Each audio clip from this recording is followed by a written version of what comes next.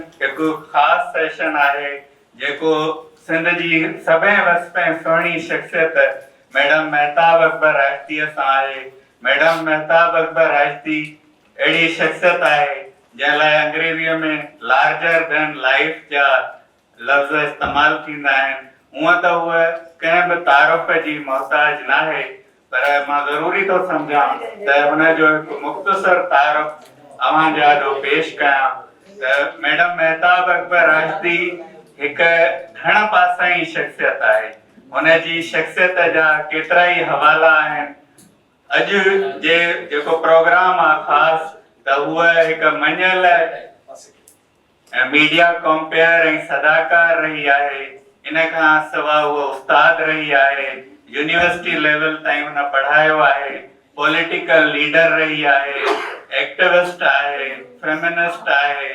असां सभिनी औरतुनि जो ऐं सॼे समाज जो हिकु उत्साह आहे। उन खां अलावा पाकिस्तान ऐं सिंध जी सफ़ीर आहे। केतिरा ई वेझड़ में संदसि किताब शाया थिया आहिनि ऐं हिकु किताब संदसि शख्सियत ते शाया थियो आहे जंहिंजो नालो महताब आहे। उन में नाले वारनि स्कॉलर्स जेके उनखे किताब ॾिना आहिनि उहे बि पढ़ण वटा आहिनि। उन में इमदाद हुसैनीअ सां गॾु रेडियो ते मैडम कमु कयो हो। उनजे आवाज़ खे सुहाओ आवाज़ कोठियो। जामी चांडियो खेसि आवाज़ जो चंड जो लक़ब ॾिनो। अनवर पीरज़ादे खे सूंहं जी राणी चयो। आगा सलीम हुन खे चयो त जॾहिं महताब ॻाल्हाईंदी आहे त हुनजे आवाज़ में हिकिड़ियूं वाइब्रेशन्स हूंदियूं आहिनि ऐं जॾहिं उहा ख़ामोश थींदी आहे तॾहिं बि उहे वाइब्रेशन्स असां महसूस कंदा आहियूं। जेसि ताईं संदसि मीडिया जे कैरियर जो तालुक़ आहे त हुन रेडियो ते टीवीअ ते केतिरा ई प्रोग्राम कया। स्टेज ते बि असां हुनखे हाणे बि कंपेयरिंग कंदे ॾिसूं था। पोएं साल अमर जलील जो इंटरव्यू हुन SLF में कयो हो। त रेडियो में हुन सुगड़नि सथ प्रोग्राम, सूरज शाखूं कढियूं, जहिड़ा गुल गुलाब जा, गीतनि भरियूं कहाणियूं ऐं PTV ते जो ज़िक्र कजे त इस हफ़्ते रोशन तारा, मोतिन माला, फरोज़ा, अपनी बात, किरने, साथ साथ ऐं इलेक्शन ट्रांसमिशंस में हुनखे असां ॾिसंदा रहिया आहियूं। ऐं वरी जॾहिं KTN आयो त हुन नाले वारनि शख्सियतुनि जा KTN ते बि इंटरव्यू कया। ईअं ई हम टीवीअ ते बि हुन हिसार, मेरी कहानी मेरी ज़बानी, ये सभु प्रोग्राम आलम आश्कार आहिनि। मैडम जे बारे में मां हिकिड़ो जुमिलो अक्सर चवंदो आहियां त असां मुंहिंजे दड़े जा माण्हू त न ॾिठा, पर मैडम जहिड़नि माण्हुनि जो स्वभाव ॾिसी ईअं लॻंदो आहे त सिंधी तहज़ीब ईअं ई हूंदी। मैडम असां तव्हांखे भली कार चऊं था ऐं ॾाढी ख़ुशी महसूस था कयूं तव्हांखे असांजे विच में ॾिसी। ऐं तव्हांजी जेका ज़िंदगी आहे उहा हिकिड़ी सक्सेस स्टोरी आहे ऐं उन मां सिखण जी कोशिशि कंदासीं। ऐं अॼोको इंटरव्यू जेको आहे उहो तव्हांजे मीडिया जे किरदार जे हवाले सां हूंदो ऐं उन में तव्हांजी रहनुमाई वठंदासीं। थोरो मुख़्तसर इहो ॿुधायो त रेडियो ऐं टीवीअ ते अचणु कीअं थियो ऐं इन सफ़र बाबति कुझु ॿुधायो। रेडियो जो ज़मानो जेको हुयो उन में जॾहिं हैदराबाद रेडियो खुलियो त यकीनन अॼु खां तव्हां सोचियो त केतिरा पुराणा हूंदा। इहे पाकिस्तान खे 70-78 साल थी विया आहिनि। त 50s में I think radio Pakistan Hyderabad जी स्टेशन जॾहिं होम स्टेट हॉल में खुली हुयूं त उते टैलेंट जो मिलणु, माण्हुनि जो मिलणु ऐं उहे उन ज़माने में जेका क्राइटेरिया हूंदी हुई आवाज़ कीअं हुअणु खपे, छा हुअणु खपे, उहो छा ॾिसंदा हुया, उनजा मयार छा हुया, उन्हनि जे मुताबिक़ माण्हुनि जो मिलणु ऐं उन वरी मुख़्तलिफ़ फील्ड्स में मिलणु ऐं सभिनी खां वधीक औरतुनि जो अचणु, इहे सभु वॾे में वॾो हिकिड़ो मसइलो हुयो। उन में औरतुनि जे हवाले सां मां क्रेडिट ॾींदसि बेगम ज़ीनत चन्ना खे। बेगम ज़ीनत चन्ना अब्दुल्ला चन्ना जी घरवारी हुई जेको डिप्टी कलेक्टर हूंदो हुयो। ऐं जॾहिं 65 जी जंग थी हुई त अब्दुल्ला चन्ना साहब जेको विच में इंडिया ऐं पाकिस्तान जे विच में मुआहिदा थिया ज़मीनुनि जा, उन ते वॾो कमु कयो हुयो। ज़ीनत चना पाण बुनियादी तौर ते टीचर हुई, पोइ जॾहिं शादी कयईं अब्दुल्ला चना सां, हुनजी ॿी घर वारी हुई। त उन में हिकिड़ी उन औरत में हिकिड़ी सुजाॻी हुई, पढ़ियल गढ़ियल औरत हुई। त हुनखे औलाद थियो हिकिड़े पुट जो ऐं हुनखे 3 धीअर थियूं। आपा नुसरत हुई ऐं तलत हुई, निघत हुई, इहे 3 धीअर हुयसि ऐं पुटु हुयसि शौकत प्रॉब्लली। सो जॾहिं रेडियो पाकिस्तान शुरू थियो त हुन छोकिरियुनि खे हिमथाइणु शुरू कयो, तव्हां रेडियो ते वञो, तव्हां रेडियो ते वञो। त उन सिर्फ़ु हिमथायो न, पर हुन हिकिड़ी अमली मुज़ाहिरो कयो। हुन पंहिंजी धीअ खे पहिरीं मोकिलियो, नुसरत खे, जेका पोइ मेडिकल में हली वई ऐं डॉक्टर थी, ऐं वेरी प्रोमिनेंट डॉक्टर। पहिरीं नुसरत खे मोकिले, पोइ वरी इंडिविजुअली पेरेंट्स खे हुन अप्रोच करणु शुरू कयो त तव्हां छोकिरियुनि खे मोकिलियो टीवीअ ते। सो मुंहिंजी बि अम्मा खे ऐं बाबा खे फ़ोन कयईं त तव्हां पंहिंजे धीअरुनि खे चओ त उहे रेडियो ते वञनि, तमामु सुठी ॻाल्हि आहे वग़ैरह वग़ैरह।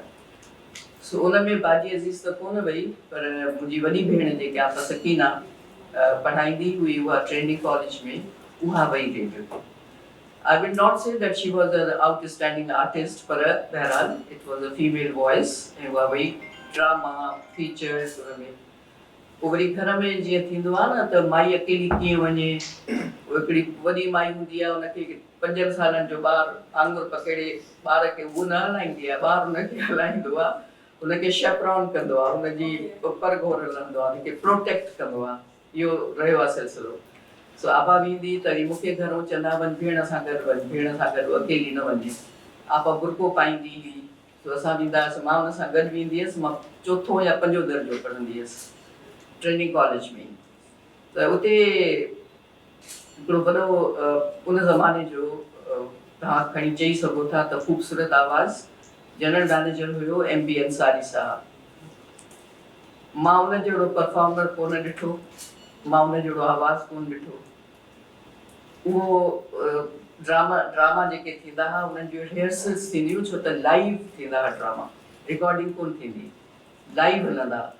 हाणे लाइव ड्रामे जे लाइ तव्हांखे एतिरो ई रिहर्सल करणी पवंदी त किथे तव्हांजी ज़ुबान हॿके न, तव्हां किथे रुकिजो न, ॿीहर अखर नथा चई सघो, तव्हां बीह नथा सघो। त इन करे एतिरी रवानी हुअणु खपे ॻाल्हाइण में, जो तव्हां एतिरो दफ़ा चओ जो तव्हांजी ज़ुबान न हॿके। पर उन खां अलावा एक्सप्रेशन्स कहिड़ा हुअणु खपनि, तव्हांखे परफॉर्म कीअं करणु खपे, इहो कमु वरी MB अंसारी साहब पाण करे ॾेखारींदो। रोइणो कीअं आहे उहो पाण करे ॾेखारींदो, अहिड़े नमूने सां पॉज़िस किथे अचनि उहे करे ॾेखारींदो। हिते रुकणो आहे, हिते बीहणो आहे, हिते साह मथे खणणो आहे, मतिलबु all the expressions U can imagine आवाज़ जे ज़रिए, छो त माण्हू सिर्फ़ु तव्हांखे ॿुधनि था। उन कैरेक्टर जी शनाख़्त ऐं हुन जो मसइलो छा आहे, उहो तव्हांजो आवाज़ थो करे। जेकॾहिं तव्हां ख़ुशि आहियो ऐं आवाज़ तव्हांजो ईअं हीणो आहे त उहो तासुर नथो उभिरे। सो उहो रिहर्सल्स कराईंदो हुओ। उन में जेको मां उते ख़ामोश तमाशाई त कोन थी चवां, मां ऑब्ज़र्वर हूंदी हुअसि। मां जस्ट कंदी हुअसि इन्हनि सभिनी इंस्ट्रक्शन्स खे जेको हू चवंदो हुयो। ऐं मूंखे ओॾी महिल अहसासु थींदो त इहे जेको मुश्ताक मुग़ल थो ॻाल्हाए उहो ग़लति थो ॻाल्हाए, उहो ग़लति स्ट्रेसिस थो ॾिए। मुश्ताक मुग़ल वॾो आर्टिस्ट हो, आवाज़ में हिकिड़ो ख़रज हूंदी हुनजी, पर कॾहिं सही जुमिलो न ॻाल्हाईंदो, ग़लति स्ट्रेसिस ॾींदो हो। स्ट्रेस हिकिड़े अखर ते ॾियणो आहे, ज़ोर वे ते ॾींदो, उनखे चई छितो थी वेंदो हुओ MB अंसारी साहब। पर उहो पंहिंजो वीचारो जीअं बि उहो हूंदो हो। मुस्तफ़ा कुरैशी हुयो उन ज़माने में, कुर्बान जीलानी हुयो, निज़ामुद्दीन शेख हुयो जेको पोइ प्रोड्यूसर थियो हुयो, ऐं औरतूं नसीम मुग़ल हुई, निघत, नुज़हत, मुंहिंजी भेण नुसरत हुई, आपा रुबीना देर सां आई, रुबीना कुरैशी। सो इहो मां वेठी ॾिसंदी हुयसि।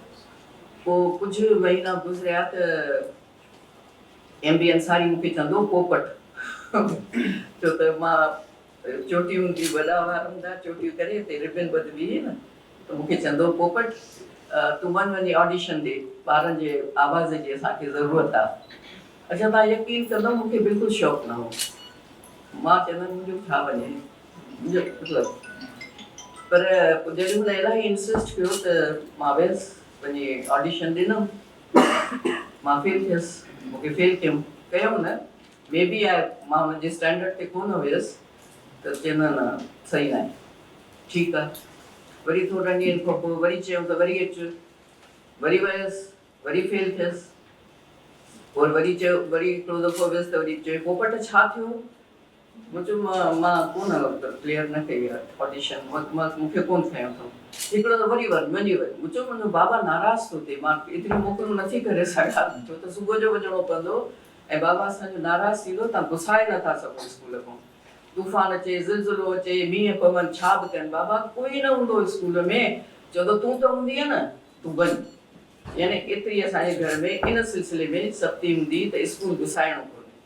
ख़ैर एनीवे, मां टियों दफ़ो वियसि जॾहिं, त अब्दुल माजिद हूंदो भाईजान, ॿारनि जो प्रोग्राम कंदो उर्दू में, त उन मुंहिंजो इंटरव्यू कयो ऐं अला बख्शा बुखारी साहब, उन्हनि इंटरव्यू कयो, पोइ ऑडिशन कई, पोइ वरी अलाराम करे पास कयूं, अलाए छा कयूं, आई डोंट नो, पर पास थियसि। ऐं उन साॻे ॾींहं ते सैयद सालिम मोहम्मद शाह, उन बि इंटरव्यू ॾिनो, ऐं अब्दुल करीम बलोच, उन बि ऑडिशन ॾिनो, असां साॻे ॾींहं ते सभु पास थियासीं। त जेका मुंहिंजी उमिरि हुई, जेको मां 4 या 5 सालनि जी उमिरि हुई, उनजे मुताबिक़ कैरेक्टर्स हमेशह त कोन हूंदा आहिनि, पर उनजे मुताबिक़ मां रोल कया, कॾहिं कंहिं फीचर में, कॾहिं कंहिं ड्रामे में, पर उन में हिकिड़ो मशहूरु ड्रामो हुयो वर्जीनिया, उहो कोई के कैरेक्टर ते हुयो, ऐं उहा छोकिरीअ जी उमिरि उहा ई हुई नंढी जेतिरी मुंहिंजी उमिरि हुई, उनजे मुताबिक़ उहो मां कैरेक्टर कयो। और थोरनि ॾींहंनि खां पोइ वरी मूंखे चयो वियो त हाणे तूं जेको, अच्छा मूंखे 5 रुपया मिलंदा हुआ, फी जेका हूंदी उहा 5 रुपया हूंदी ऐं नक़द मिलंदी हुई, सो मां इन ते ख़ुशि थींदी हुअसि त 5 रुपया हथ में आया आहिनि। पोइ जॾहिं अम्मा खे वञी ॾींदी हुअसि त मां चवंदी, बाबा तूं गुम करे छॾींदी आहियां पैसा, तूं मां वटि रखाए, मायूं फुरे वेंदियूं आहिनि न ॿारनि खे, ईद जी ख़र्ची बि फुरींदियूं आहिनि, तव्हां खपाए छॾींदव, तव्हां मां वटि रखो, उहे 5 रुपया मां वटि ॾींदा हुया। ऐं वॾा जेके आर्टिस्ट हुया उन्हनि खे शायदि 10 या 15 रुपया मिलंदा। त मूंखे चयूं त तूं हाणे ड्रामनि में, मैडम तूं मेच्योर रोल कर ड्रामनि में। मां पढ़ां पई 5 दर्जो ऐं मां रोमेंटिक रोल्स पई कयां, हीरो ऐं हीरोइन, ऐं हीरो कॾहिं मुस्तफ़ा कुरैशी हुयो, कॾहिं कुर्बान जीलानी हुयो, कॾहिं केरु हुयो। मुंहिंजो कदु नंढो हूंदो त हू डबल माइक हूंदो न, वॾो वारो, हिन पासे खां बि ॻाल्हायो, हिन पासे खां बि, पोइ मूंखे हेठि पटड़ी रखी ॾींदा हुआ त मुंहिंजी लेवल हुननि जी कदु ताईं थिए, त असांखे असांजी साउंड जी लेवल बराबरि थिए।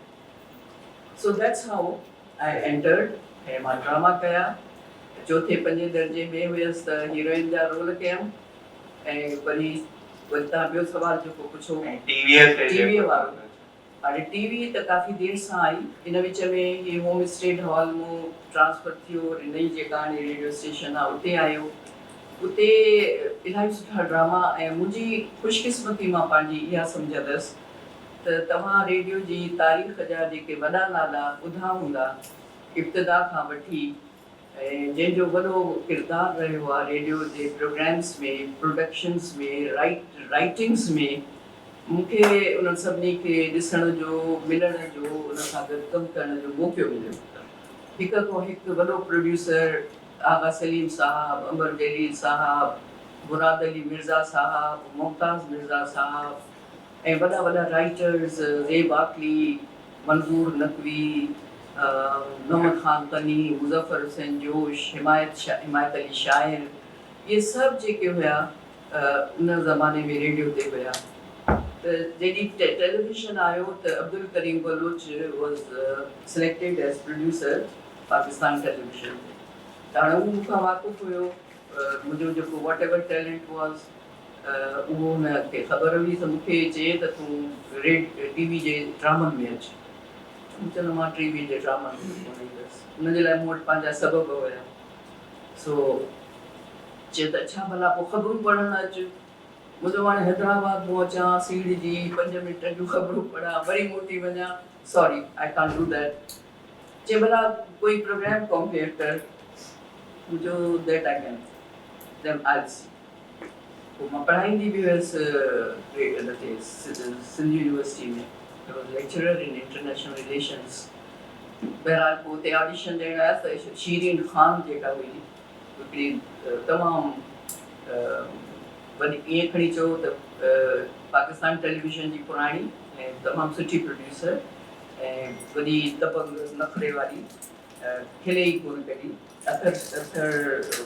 भाई साहब जी शादी थी पोइ उन मुंहिंजी ऑडिशन वरिती उन पोइ मूंखे फेल कोन पियो मूंखे पास कयईं ऐं उन खां पोइ जेको पहिरियों प्रोग्राम मां कयो टीवी ते उहो उर्दू प्रोग्राम हुयो त ॿारनि जो क्विज़ इस हफ़्ते फहमीदा जेका हुई उन जी प्रोड्यूसर हुई उन में हफ़्ते खनि जूं ख़बरूं हूंदियूं हुयूं ॿारनि खां सवाल पुछिबो हुयो जवाबु ॾींदा हुआ इन दौरान रोशन तारा प्रोग्राम कंदी हुई आपा शीरीन फारूकी इम्तियाज़ शेख जी वॾी भेण असांजी टीचर बि रही उनजी मुड़ुस जी का बदली किथे थी वई सो दे लेफ्ट पाकिस्तान अमेरिका अलाए काॾे हलिया विया त उहो प्रोग्राम जेको हो उहो वरी मूंखे चयूं त तूं कर पर उन में प्रोड्यूसर मुंहिंजा हुया सुल्ताना ऐं हारून रिंद सुल्ताना ऐं हारून रिंद नई ट्रेनिंग वठी टीवी अकेडमी में आया हुआ PTV ते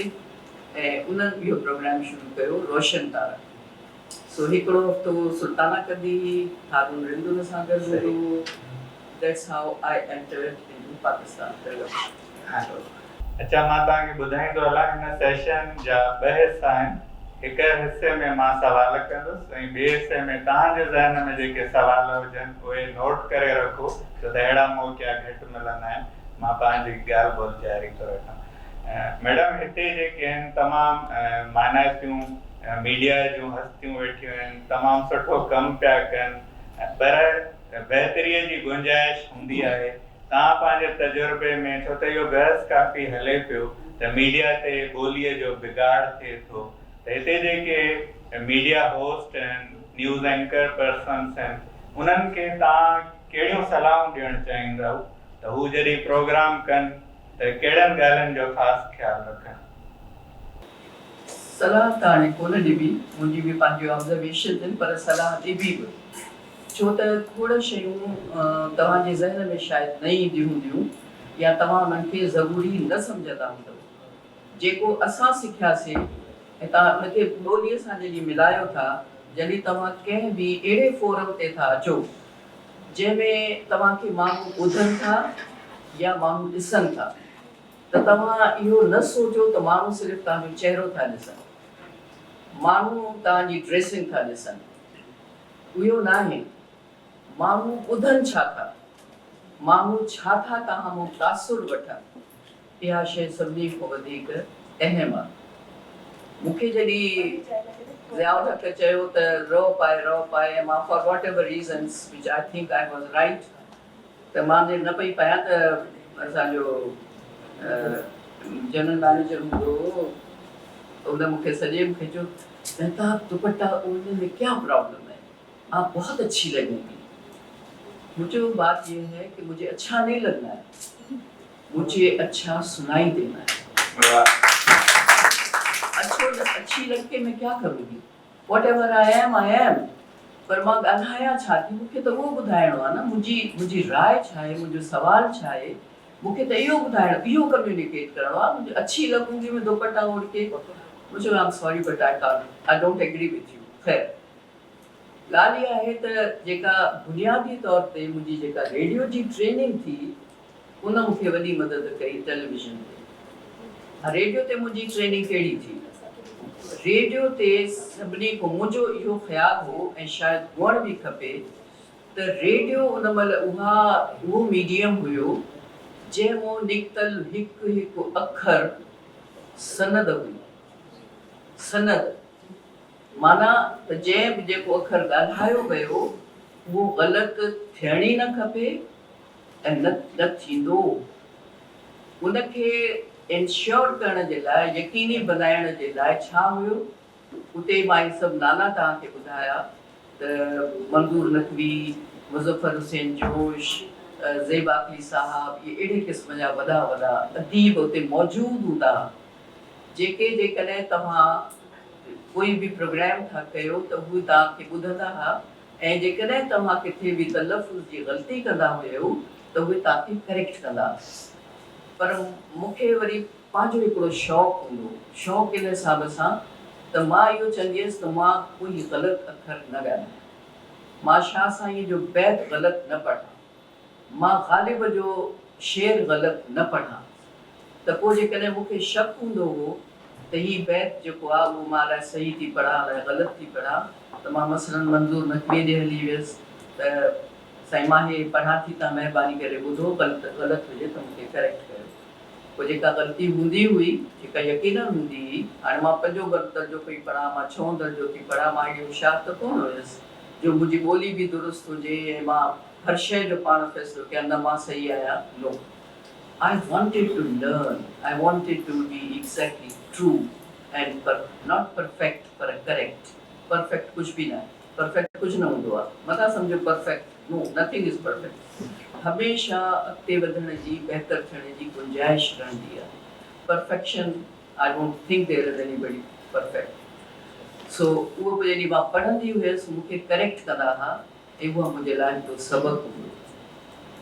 ॿी शइ जेका हुई, पॉज किथे हुअणु खपे, स्ट्रेस किथे हुअणु खपे, कहिड़े नमूने ॻाल्हाइणु खपे, उहो मां रेडियो में सिखियो। इहे सभु शयूं मुंहिंजे लाइ हिकिड़ो बुनियादी जेको फ्लर हुयो टेलीविज़न ते, उहो मुंहिंजे लाइ उहो हुयो। ॿी जेका हिकिड़ी शइ हुई उहा इहा त I never try to copy anybody. कीअं थो अचे, तारिक अज़ीज़ कीअं थो ॻाल्हाए त फलाणो कीअं थो ॻाल्हाए, छा हीअं करे ॻाल्हाइबो, हथ मथे करे ॻाल्हि, नो, I had my own style. ईअं जीअं वेठी आहियां, जीअं ॻाल्हाइबो, जीअं तव्हां सां ॻाल्हायां थी, जीअं तव्हां सां ॻाल्हायां थी, त मुंहिंजे ॻाल्हाइण जो उहो ई तरीक़ो हो जेको शायदि मुख़्तलिफ़ हुयो ॿियनि खां।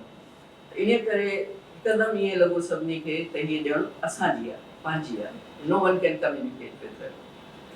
त जेको रोशन तारा प्रोग्राम हुयो उन में ॿार मूंखे बि ॿार वणनि, सुल्ताना खे बि ॿार वणनि, ऐं सुल्ताना जो जेको वॾे में वॾो कंट्रीब्यूशन हुयो उहो इहो त हूअ जिते पंहिंजे घर जा ॿार बचा पई वठी अचे, पंहिंजा ॿार टई, शुनैद बि हूंदो हो, जुनैद बि हूंदो हो, दुरैद बि हूंदो हो। दुरैद हमेशह मुंहिंजे कच्छ में वेठो हूंदो हो। असां ॿ प्रोग्राम करे रिकॉर्ड कंदा हुआसीं छो त मूंखे हैदराबाद पहुचणो पवंदो, त ॿ प्रोग्राम त हिकिड़ो एक्स्ट्रा पियो हुजे, मां न अचां त एडवांस में हुजे, मूंखे बि मोकल मिले। त दुरैद मुंहिंजे कच्छ में सुम्ही पवंदो हो ऐं मूंखे मम्मी चवंदो, अञा बि मां हुनजी माउ जहिड़ी आहियां। शुनैद जुनैद से सभु ॼणा, उहे पंहिंजियूं भाइटियूं बि वठी ईंदी, भाणेजियूं वठी ईंदी, पंहिंजे घर जा ॿार कढंदी, पर उन खां पोइ ॾियारीअ मां ॿार घुराईंदी, ॾियारीअ जी छोकिरियूं, ॾियारीअ जा छोकिरा, उन्हनि जा माउ पीउ, तनवीर अब्बासीअ जा ॿार। उन ज़माने में तव्हां सोचो त केरु माण्हू हुया हिते हूंदा, उन्हनि जा कुझु ॿार भाइटियूं भाइटिया, उहे ईंदा हुया, उहे पंहिंजा ॿार मोकिलींदा हुया।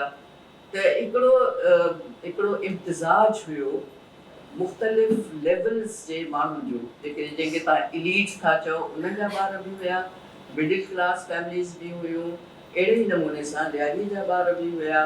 पोइ ॾियारीअ जूं जेके भाॼियूं ईंदियूं, उन जूं माइरूं उन्हनि खे रूज लॻाए, लिपस्टिकूं हणी, वॾा फेशियल करे मोकिलींदियूं हुयूं।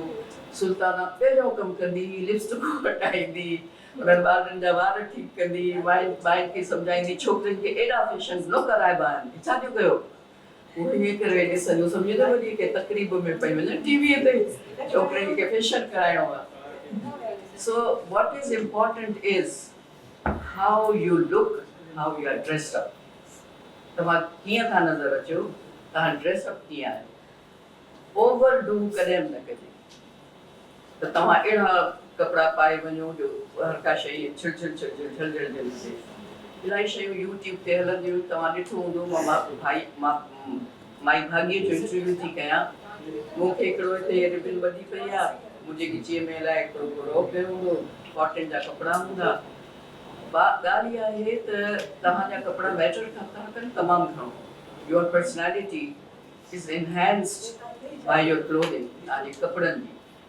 पर उन्हनि खां वधीक तव्हांजो ॻाल्हाइण जेको आहे ऐं तव्हांजो इहो हुनुरु त अॻिले माण्हूअ खां तव्हां छा था पुछो ऐं छा था ॻाल्हाइणु चाहियो, उहा शइ वधीक इम्पॉर्टेंट आहे। उन में इहे शयूं मूंखे इन करे बि कमु आयूं रेडियो पाकिस्तान, त उते मां मुख़्तलिफ़ प्रोग्राम्स कया, ड्रामनि खां अलावा सुगड़े सथ औरतुनि जो प्रोग्राम कयमि। उहो प्रोग्राम कमाल जो हुयो।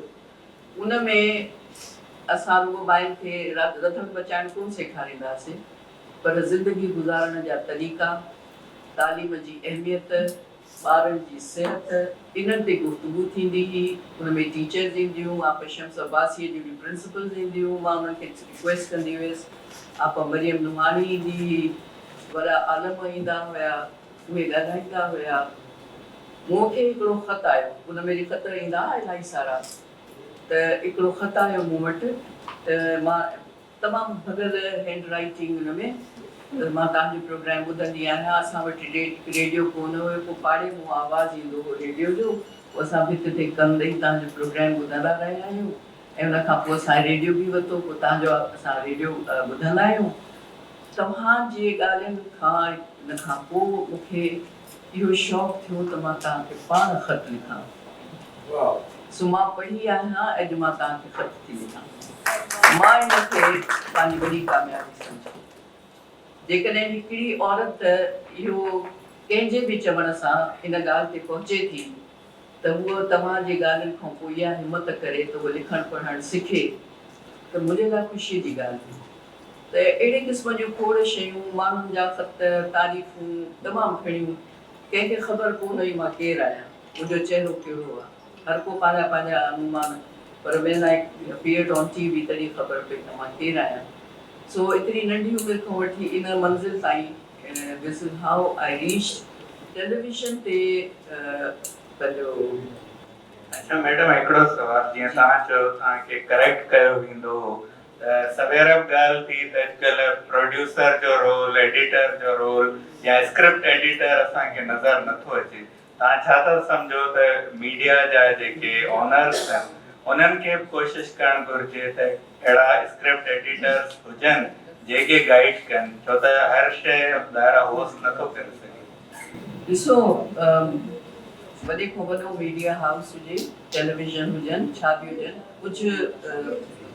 कुझु पोस्टूं अहिड़ियूं आहिनि जेके तमामु ज़रूरी आहिनि। मसइलन जेकॾहिं मां मोतियुनि वाला प्रोग्राम पई कयां, त मोतियुनि वाला प्रोग्राम इंटरव्यू जो प्रोग्राम हुयो। मसइलन मां पीर हिसामुद्दीन राशिदीअ को इंटरव्यू कयो, ज़फ़र काज़मीअ को इंटरव्यू कयो, जलाल चांडे को इंटरव्यू कयो। मूंखां इंटरव्यू न पियो करणु, चवंदा हिन खां इहे मूंखे न पुछे, इहा अलाए छा पुछंदी। सो उन खां मां इंटरव्यू कयो, माई भागी, आबदा परवीन, मतिलबु U name it, I interview them. पर उन में ॿ ॻाल्हियूं हुयूं। उनजो स्क्रिप्ट शमशेरुल हैदरी लिखंदो, इन सवाल जवाब जेके, सवाल जवाब न, सवाल जेके हुयासीं शमशेरुल हैदरी। तव्हां जेका स्क्रिप्ट जी ॻाल्हि था कयो, ॾिसो न, मां एतिरी रिसर्च नथी करे सघां, मुंहिंजा ॿिया बि कम आहिनि। आई नीड सम हेल्प, मूंखे मदद जी ज़रूरत आहे।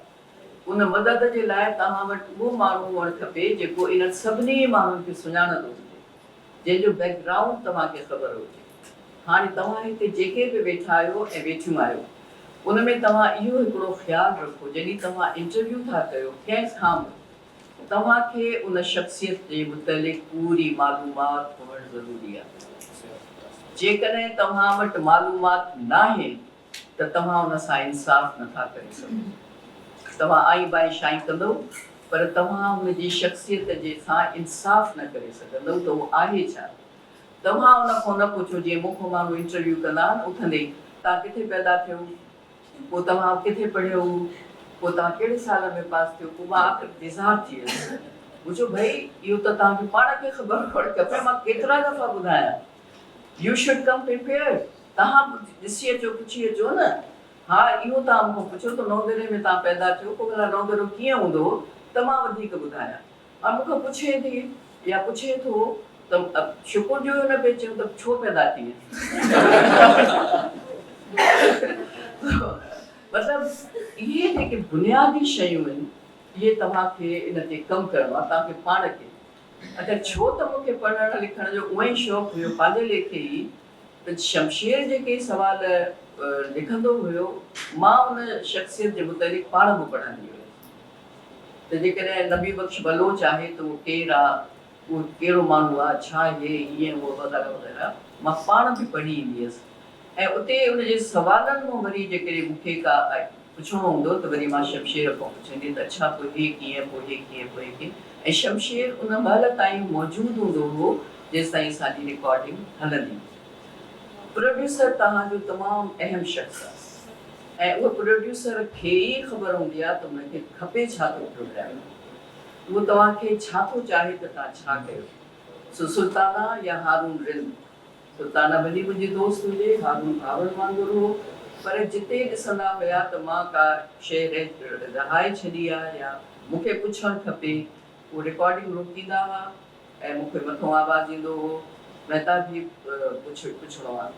सुल्ताना त ईअं कंदी, मसलन मां वेठी आहियां प्रोग्राम कयां थी, मूंखे अहसासु न थियो मुंहिंजो हे रओ जेको आहे सो हीअं थी वियो त उहा उतां रण न कंदी, उहा हेठि लही ईंदी, पोइ मुंहिंजे पासे में अचे ख़ामोशी हथ जी मुंहिंजो रओ जेको आहे न उहो हेठि लही आहे, सुठो नथो लॻे पियो, हुनखे ठीकु करिणो आहे, मुंहिंजी पाण ई ईअं ठीकु करे ऐं हली वेंदी। That is what is the job of good producer. तव्हांजो इमेज जेको साम्हूं थो वञे उनखे दुनिया थी ॾिसे पई। मां कहिड़ी हलकड़ाइप हुजे आई आहे त हीअं पियो वारो मूंखे ख़बर ई कान्हे, फ़ज़ीलत न आहे। त तव्हांखे हिकिड़ी जेका फॉर्मल अपीयरेंस आहे उनजे लाइ तव्हांखे सोचणो पवंदो, गौर करिणो पवंदो। That is the formal appearance that U should be appearing. हेॾे सारे माण्हुनि जे साम्हूं हज़ारे माण्हू तव्हांखे ॾिसनि था ऐं हर माण्हू हिकिड़ी ॿिए मिज़ाज ऐं ॿिए तबियत जो माण्हू आहे। इन करे तव्हांखे हिकिड़ी जनरलाइज़्ड जेका पंहिंजी पोज़ीशन आहे उहा लिखणी थी पवे।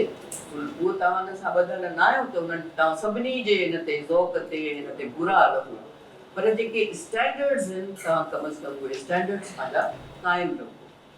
त इहा शइ तमामु तव्हां जेका पुछो पिया त उते प्रोड्यूसर जो रोल, producer the most important person, उहो तव्हांखे रोके पिए सघियो, उहो तव्हांखे मना करे पिए सघियो, उहो तव्हांखे करेक्ट करे पिए सघियो, सभु कुझु करे पिए सघियो ऐं तव्हां उन सां बहस कोन कंदा हुयो।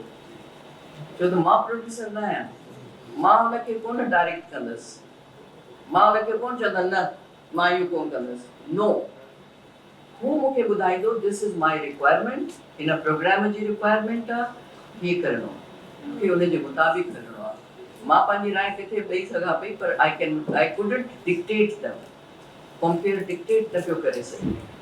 सो इहा हिकिड़ी बुनियादी शइ हुई ऐं उहे प्रोड्यूसर्स हुया, उन्हनि खे ख़बर हूंदी हुई त प्रोग्राम छा आहे, कहिड़ा सेगमेंट्स आहिनि, छा करिणो आहे, त उन्हनि जो रोल स्क्रिप्ट राइटर, एडिटर वरी ॿी शइ थी। एडिटिंग बि मसलन हुते PTV ते स्क्रिप्ट एडिटर बि हूंदा हुया, जेकॾहिं कोई कहाणियूं आहिनि या कोई अहिड़े नरेशन्स आहिनि या कुझु बि त उन्हनि वटि स्क्रिप्ट वेंदो हो, इवन प्लेज़ जा स्क्रिप्ट वेंदा हुआ, उहे उन्हनि खे ॾिसंदा हुया त का बि शइ अहिड़ी न थिए TV तां नशिर या ॾेखारी न वञे जंहिं ते कंहिं क़िस्म जी का कंट्रोवर्सी थिए या कंहिंजी का जज़्बात हर्ट थियनि या कुझु थियनि, उहे बि ॾिसंदा हुया। पर हिकिड़ो मुनज़्ज़म क़िस्म जो निज़ाम क़ाइमु हुयो PTV ते, जेको मूंखे न आहे ख़बर, तजुर्बो मूंखे न आहे हिननि जे तव्हांजे प्राइवेट चैनल्स जो त उहे कीअं था कमु कनि, पर जेको प्रेज़ेंटेशन्स थियनि थियूं उन मां ज़ाहिर थो थिए त इलाही कोताहियूं आहिनि, कमियूं आहिनि जेके हुननि खे पूरियूं करणु खपनि, तॾहिं वञी तव्हां उन्हनि स्टैंडर्ड्स खे मीट था कयो। हाणे माण्हू ॾिसनि था प्रोग्राम, उन्हनि जी मजबूरी आहे, पर उन्हनि वटि त एॾी बि मजबूरी कोन्हे, नथो वणे टिक टिक टिक तव्हां चैनल चेंज कयो, चलो भई छा बकवास आहे, कोन था ॿुधूं, ठीकु आहे। पर ॻाल्हाइण वारे जे ॻाल्हाइण में जॾहिं दलील आहे ऐं उन वटि कोई अखर सुठा आहिनि या प्रेज़ेंटेशन सुठी आहे त तव्हां रुकिजी था वञो। पोइ चाहे सिंधी चैनल हुजे, चाहे उहो उर्दू चैनल हुजे, कहिड़ो बि हुजे, that all depends on you and the protection quality. अच्छा मैडम, आखिरी सवाल मां हिकिड़ो इहो कयां त असां सिंधी ॿोलीअ जे हवाले सां हिते वेठा आहियूं, मीडिया जी ॻाल्हि था कयूं त हिकिड़ा त प्राइवेट चैनल्स आहिनि सिंधी, पर हिकिड़ो चैनल आहे जेको हुकूमत जो आहे सरकारी पीटीवी। हाणे तव्हांजो एॾो लेगेसी रही आहे पीटीवीअ ते सिंधी प्रोग्राम वञनि था घटिबा तव्हां असेंबलियुनि में बि आहियो, इन हवाले सां छा करणु घुरिजे? कीअं पीटीवीअ ते सिंधी प्रोग्रामनि जो तादाद वधाइजे जीअं सिंधी ॿोली उते नज़र अचे? सिंध सूबे जो चैनल आहे ऐं उते ई सिंधी ॿोली नज़र न अचे त अफ़सोस जहिड़ी ॻाल्हि। बिल्कुलु सही ॻाल्हि आहे। असां पंहिंजी ॿोलीअ जे लाइ जहिड़ो ई कंदा रहिया आहियूं ऐं हाणे बि थींदो ऐं करणु बि खपे ऐं तव्हां कामयाब बि थींदो। इन करे त कंहिंजी बि ॿोली ख़तमु नथी करे सघिजे। 75-78 साल थी विया न, क़ौमी ॿोली, उर्दू ॿोली क़ौमी ॿोली, ठीकु आहे, क़ौमी ॿोली भली हुजे। मां उन ॾींहुं असेंबलीअ में चयो हुयो त क़ौम तव्हां कंहिंखे था चओ? असां क़ौम आहियूं, असांजे पेरनि जे हेठूं ज़मीन आहे, असांजो पंहिंजी इलाइक़ो आहे, असांजी पंहिंजी। उन ज़माने में PhD थींदियूं हुयूं सिंधीअ में, जिते उर्दू वारा सोचे बि न सघंदा। सो इन करे असांखे न ॿुधायो त क़ौम छा थींदी आहे। तव्हांखे तस्लीम करणो पवंदो त सभु क़ौमूं आहिनि। पंजाबी क़ौम आहे, बरावी क़ौम आहे, बलोची क़ौम आहे, पख्तून क़ौम आहे, असां क़ौमूं आहियूं। असांखे तव्हां लोकल न चओ, लोकल ॿोली आहे। छाजी लोकल ॿोली आहे? I spoke in Sindhi. ऐं उते जेके पोइ ॿिया हुया, जेके बलोच हुया, उन सभु ताड़ियूं वॼायूं त हा बिल्कुलु असां क़ौमूं आहियूं। ॻाल्हि इहा आहे त जेकॾहिं अहिड़े क़िस्म जो जॾहिं बि कोई सियासी निज़ाम अचे थो जंहिंमें तव्हांखे मजबूर कयो वञे त तव्हां कोई हिकिड़ी तरह सां एज़ इफ जेकॾहिं उर्दू असां नथा ॻाल्हायूं या न त पोइ मुल्क न हलंदो छा? उर्दू हिकिड़ी कम्युनिकेशन जी ज़बान आहे। तव्हां हुनखे कम्युनिकेशन जी ॿोली चओ त हर को ॻाल्हाए थो पियो, कम्युनिकेट थो करे, आसान आहे। पर उनखे तव्हां मढ़ण जी कोशिशि न कयो त इहा बसि इहा ई क़ौमी ॿोली आहे। क़ौमियूं असां सभु क़ौमूं आहियूं ऐं उन्हनि जी क़ौमुनि जी ॿोलियुनि खे तव्हांखे अहमियत ॾियणी ई ॾियणी आहे। उन्हनि जो लिटरेचर आहे, उन्हनि जी हिस्ट्री आहे, उन्हनि जो वॾी हिकिड़ी तारीख़ आहे। उनखे तव्हां कीअं मिटाईंदो? पर उनखे उहा करण जे लाइ असांखे पाण खे, असांजियूं हुकूमतूं त तव्हां ॾिठियूं जहिड़ियूं बि आहिनि, उन्हनि खे उहे मसइलियतुनि जूं शिकार थियूं थी वञनि, उहे ॻाल्हाए नथा सघनि। पर हाणे त असांजा वज़ीर बि सभु तमामु माण्हू ॻाल्हाइनि था। छो था ॻाल्हाइनि?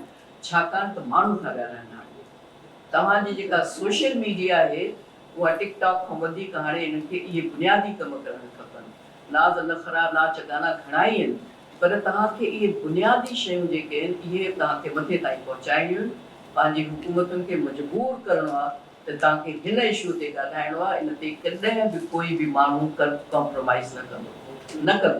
त इन करे इहा जदोजहद तव्हांजी जारी रहंदी। पर इहो बि तव्हां यादि रखो त तव्हांजे घरनि में सिंधी नथी ॻाल्हाई वञे,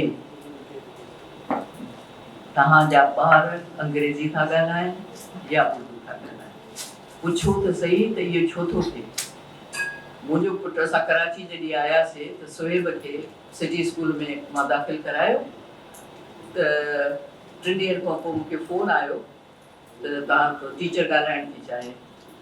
मां परेशान थी वियसि, मुंहिंजो अलाए छा कयईं, मथो खाड़ी कंहिंजो मार ॾिनई, छा कयईं? जॾहिं उते वियसि हुनखे सॼे मास्तरियाणीअ खे त मुंहिंजो छा व्हाट्स द प्रॉब्लम? त चए थी त your child doesn't speak in English. मुंहिंजो of course he doesn't know English, that's why I have sent him to your school, teach him। शिकिल वई मुंहिंजो मां तॾहिं त मोकिलियो आहे तव्हांजे स्कूल में, सेखारियो हुनखे। नर्सरीअ में आयो आहे, उहो अंग्रेज़ी सिखी अचे घरों, जो नथी अचे हुनखे अंग्रेज़ी। but he doesn't even speak in Urdu। मुंहिंजो of course not, because we don't speak Urdu in our house। किथां ॻाल्हाईंदो मुंहिंजो ॿारु? मुंहिंजे सां त सिंधी ॻाल्हाईंदा आहियूं। वरी चुप थी वई। त पोइ मां चयोमांसि, मुंहिंजो व्हाट इज़ योर प्रॉब्लम?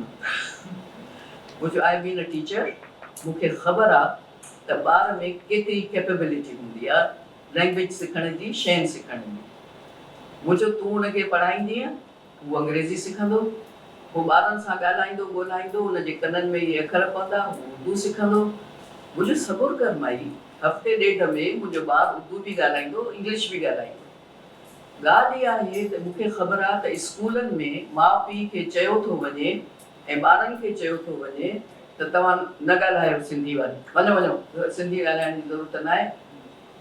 माइटनि खे था चवनि त ॿारनि सां तव्हां उर्दू ॻाल्हायो ऐं माइट था चवनि जी जी जी जी वाई तव्हांखे स्टैंड वठिणो आहे त असांखे अचे थी असांखे उर्दू बि अचे थी असांखे अंग्रेज़ी बि मुंहिंजे ॿारनि खे अचे थी डोंट इंसिस्ट सो तव्हां जेसि ताईं पंहिंजे पाण ॿारनि सां पाण इहो ई कमु था कयूं पिया मुंहिंजे ॿारनि त कॾहिं उर्दू कोन ॻाल्हाईंदा असां त ॿारनि सां सिंधी था ॻाल्हायूं ऐं शुक्र अलहमदुलिल्लाह दुनिया में किथे बि वञनि राति हूंदो त सिंधी ॻाल्हाईंदो सुहेब हूंदो सिंधी ॻाल्हाईंदो ईअं त कोन्हे त मूंखे शर्मिंदगी थिए त मुंहिंजा ॿार सिंधी नथा ॻाल्हाइनि त पोइ असां हेॾी नारेबाज़ी न कयूं सो जेकॾहिं तव्हांखे एतिरी मोहबत आहे पंहिंजी ॿोलीअ सां ऐं ज़िंदा रखणु था चाहियो असां वेठा था चऊं त सिंधी पढ़ायो स्कूलनि में पर पंहिंजे ॿारनि सां पहिरीं सिंधी घर में त ॻाल्हायो तव्हां ऐं तव्हां ख़ुशि था थियो तव्हांजो ॿारु नथो ॻाल्हाए सिंधी त सिंधी खे जेका अहसास कमतरी आहे सिंधियुनि खे उहे ख़ुशि था थियनि मुंहिंजे ॿारनि खे नथी अचे अधी सिंधी अधी शाबाश आहे तोखे तुंहिंजे ॿारनि खे सिंधी नथी अचे त तूं ख़ुशि थी थिए पई असांजो ॿारु त रुॻो अंग्रेज़ी थो ॻाल्हाए मुंहिंजो ॿारु पोइ पोटी वञे न मां खे चमाट वणंदी आहे अंग्रेज़ी ॻाल्हाए मां वरी सोहिब खे मारिया खे चवंदी आहियां मुंहिंजो फज़ील त सिखो खणी थी वई अंग्रेज़ी पाणे ॻाल्हि सिखी वेंदियूं सिंधी ॻाल्हायो इहे केरु सेखारींदो मां त पंहिंजी नुंहं खे चवंदी आहियां त तूं पछतो छो न सिखे तुंहिंजो पीउ जेको सो पठाण आहे त तूं पछतो त सिखे हा न अम्मी पापा न ई सेखारी उहा वरी असां सां सिंधी ॻाल्हाईंदी आहे सो चवण जो मतिलबु इहो आहे त ज़बान का बि हुजे उहा ख़राबु न आहे तव्हां उनखे उन नेगेटिव सेंस में न वठी वञो असां छो उर्दू था ॻाल्हायूं मां जेतिरो उर्दू लिटरेचर पढ़ियो हूंदो शायदि सिंधी मां पोइ पढ़ियो आहे एतिरो जेतिरो मां उर्दू पढ़ियो आहे असांखे ज़बान सां त नफ़रत करणी ई न आहे ज़बानूं त तव्हांखे हिक ॿिए जे वेझो थियूं आणनि परे नथियूं कनि पयूं ऐं मां चवंदी आहियां हिन जे उर्दू दाननि जे मुज़ाकरनि में त मुंहिंजो तव्हां त बदनसीब आहियो हिकिड़ी ज़बान ते इक्तिफ़ा करे वेठा आहियो मूंखे ॾिसो मां अंग्रेज़ी बि ॻाल्हायां थी उर्दू बि ॻाल्हायां थी सिंधी बि ॻाल्हायां थी तूं ॻाल्हाए ॾेखार अच्छा मैडम हाणे असां जेके पार्टिसिपेंट्स आहिनि जेके ऑडियंस आहिनि उन्हनि वटि ॾाढा सवाल आहिनि तो केरु सवाल करणु चाहे त करे पर हिकु गुज़ारिश आहे त सवाल कजो कमेंट न कजो त जीअं मैडम खां वधीक ॿुधी सघूं सो तव्हां खां तव्हांजे तजुर्बे जे हिसाब सां पुछणु चाहींदसि करे करे मूंसां पर्सनली इहो थींदो आहे जॾहिं बि आउं गेस्ट खे इंटरव्यू करणु वञा थी या लाइव वञणु वेंदी आहियां त it's of course a high pressure job so anxiety थींदी आहे करे करे हार्ट बीट तेज़ थी वेंदी आहे तव्हां सां ईअं थींदो हुयो ऐं कीअं कोप कंदा आहियो तव्हां या एंग्ज़ाइटी और हार्ट बीट थी कंदी या मुंहिंजी जॾहिं मां डिबेट करणु वेंदी हुयसि पंहिंजे कॉलेज मां त तूं सोचे नथी सघे त मुंहिंजी दिलि केतिरा धड़ धड़ धड़ धड़ उहा थींदी जॾहिं मां डिबेट करणु वेंदी हुयसि पहिरियों 2 मिंट पहिरियां 2 मिंट उहा धड़ धड़ कंदी आहे उन खां पोइ after that I used to be very calm and poised. You think so? This is natural. पर इंटरव्यू करण वारा मूंखे कोन थींदो करें बि न थियो मां एतिरनि वॾनि माण्हुनि खां इंटरव्यू कया but I never was nervous not at all थोरी रुगो अकबर बुकटीअ सां जॾहिं मां इंटरव्यू करणु वियसि त मूंखे न पियो सम्झ में अचे त हिन सां हिनखे कीअं ॻाल्हाइण ते आमादा कबो छो त हिकिड़ी हुनजी शख़्सियत अहिड़ी हुई मां हुनखे बिल्कुलु न सुञाणा पई ऐं मां फर्स्ट टाइम हुन सां मिलां पई ऐं मूंखे न ख़बर हुई त हुनजो रिस्पॉन्स छा थींदो हिकिड़ो अड़बंग क़िस्म जो माण्हू हुयो सो हुनजो मां जॾहिं तारुफ़ करायो त मां इहो चयो तारुफ़ में ऐं अचानक मुंहिंजे ज़हन में उहो आयो इंट्रो त नाज़रीन तव्हां अखरोट ॾिठो हूंदो मथों केॾो सख़्तु हूंदो आहे पर अंदरि नरम हूंदो आहे सो असांजी अॼोकी शख़्सियत बि नॉट नोइंग त उहा आहे बि मां हुनखे हिकिड़ो हिंट कई पर असांजी अॼोकी शख़्सियत बि अहिड़ी ई आहे भली ॿाहिरों उहो इंतिहाई सख़्तु नज़र अचे पर तबियत ऐं मिज़ाज में हिकिड़ो ॿियो शख़्स त उहो हीअं वेठो आई लुक्ड एट हिम मां हुनखे चयो नवाब साहब तव्हां खिलंदा आहियो मां हुनखे सवाल पुछियो नवाब साहब तव्हां खिलंदा आहियो जी मुझे तव्हां खिलंदा आहियो जी जी जी जी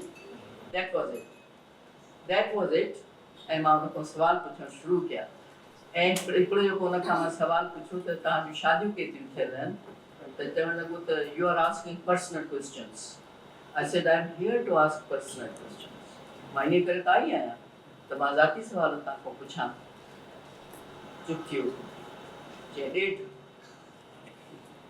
मां बि चुप थी वियसि मुंहिंजो हिन ते बहस न आहे करिणो पोइ असां सां गॾु हलियो हुयो साईं इलाही बरसूरो साहिबु पोइ जॾहिं ख़तमु थियो इंटरव्यू त ॾेढ छा आहे त चए त ॾेढ जो मतिलबु आहे पहिरीं शादी जेका पंहिंजे ख़ानदान मां थी आहे उहा पूरी आहे ॿी माई जेका आहे उहा अधु आहे सो उहा ॾेढ हुई सो चवण जो मतिलबु इहो आहे त when you interview somebody you should be prepared for anything कंहिंजी बेइज़ती न आहे करणी कंहिंखे हरू भरू तव्हां शर्मिंदो न कयो तव्हां हुनजी भली का कमज़ोरी बि हुनजी हुजे उनखे जेकॾहिं तव्हां ॿुधाइण था चाहियो त हीअ तुंहिंजी कमज़ोरी बि आहे त उनखे अहिड़े पहिराए सां खणी अचो जो हू उनखे ख़राबु न सम्झ में अचे आई नेवर एवर कंहिंजी मां कॾहिं बेइज़ती न कई कॾहिं मां कंहिंसां तिखो न ॻाल्हायो कॾहिं मां अहिड़ी शइ न कई जेको अॻिलो माण्हू मूंखे चए त इहो छा थी पुछे ऐं पंहिंजो ओपिनियन मञिणो ई न आहे तव्हांखे तव्हांजो ओपिनियन मैटर ई नथो करे ॿी ॻाल्हि त इंटरव्यू कंदे इंटरप्ट न कयो विच में ईअं पोइ हीअं छो कोन्हे इहो न आहे करणु पूरी ॻाल्हि ॿुधो उनखे जुमिलो पूरो करणु ॾियो उन खां पोइ जेकॾहिं को सुवालु ठहे थो त तव्हां हुन खां उहो सुवालु पुछो ऐं मां इन्हनि सभिनी माण्हुनि खां ॾाढा मुश्किल सुवाल पुछा ऐं हुननि मुश्किल सुवालनि जा जवाब मुस्तफ़ा खर खे मां चयो मुंहिंजो तूं हेॾो माण्हू हेॾी तुंहिंजी उमिरि तूं पियो हुन सां माईअ सां शादी करे मेरा साईं लिखियो छा लिखियो किताब शहबाज़